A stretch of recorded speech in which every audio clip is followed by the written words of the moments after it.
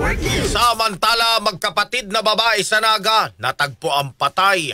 Live-in partner ng isa sa mga biktima, itinuturing na suspect sa krimen. Kasama mo live mula sa RMN Naga si Radyoman Kevin Alba. RMN Live Reports.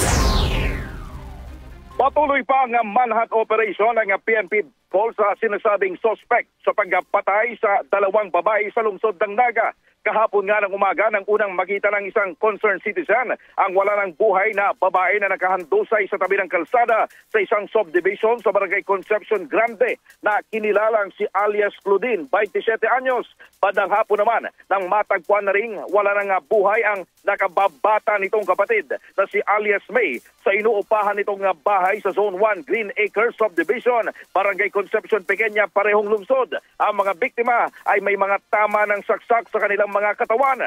Samantala, itinuturing naman ang suspect sa krimen live-in partner ni alias Claudine na si alias Mar, 35 anyos ng Zone 4A, San Antonio Street, Barangay Concepcion Pequeña. Sa ngayon, patuloy pang inaalam ng mga otoridad ang posibleng motibo sa krimen ng suspect, ngunit tinitingnan na rin ang anggulong crime of passion. Nakatakda namang sumailalim sa autopsiya mga bangkay ng biktima ngayong araw. Samantala, may panawagan naman ang Barangay Kagawad ng Barangay Cotmo, San Fernando, Camarines Sur na malapit din sa pamilya ng mga biktima. Kagawad, ano yung mensahe natin sa suspect? Siguro doon sa suspect, ang pinakamabuting gawin niya, mag-surrender siya, harapin niya ang ginawa niyang krimen at para mabigyan naman ng hustisya ang dalawang biktima.